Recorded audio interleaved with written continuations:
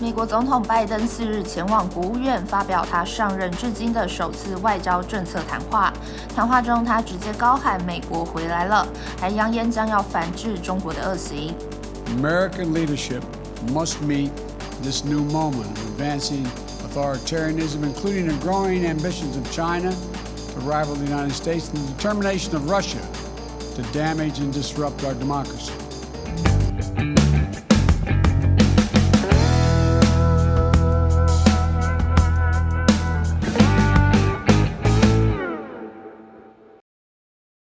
So is the message I want the world to hear today. America is back. America is back. Diplomacy is back at the center of our foreign policy.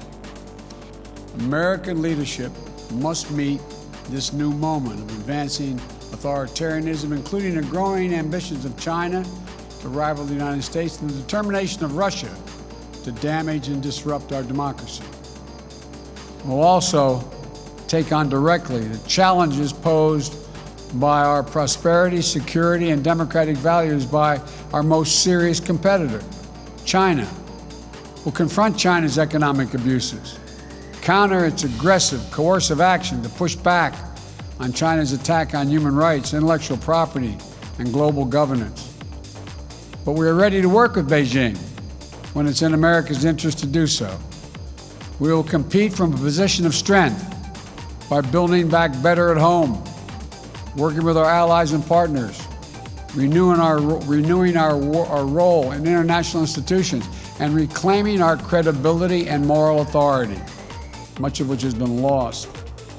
That's why we moved quickly to begin restoring American engagement internationally and earn back our leadership position, to catalyze global action on shared challenges.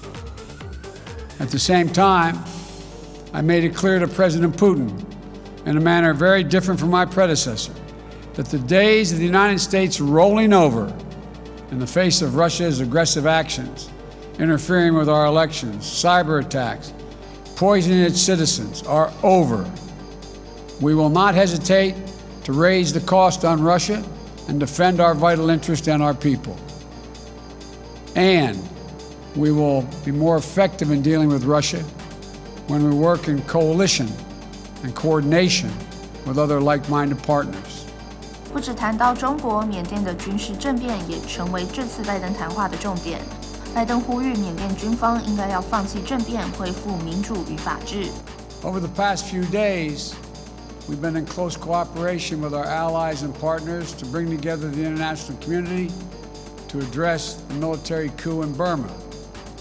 I've also been in touch with Leader McConnell to discuss our shared concerns about the situation in Burma, and we are united in our resolve. There can be no doubt, in a democracy, force should never seek to overrule the will of the people or attempt to erase the outcome of a credible election. The Burmese military should relinquish power they have seized, release the advocates and activists and officials they have detained, lift the restrictions on telecommunications, and refrain from violence.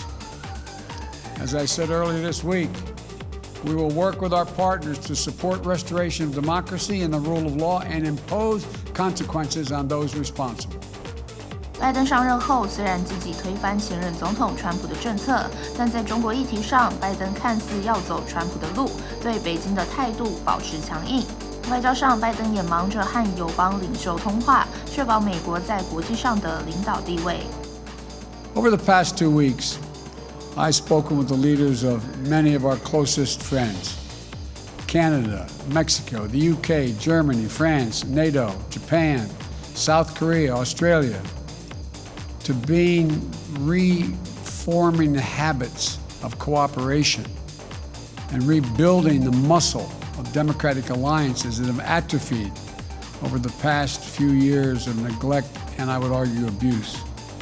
拜登的外交政策已经开了第一枪，未来他还会怎么做，左右全球脉动。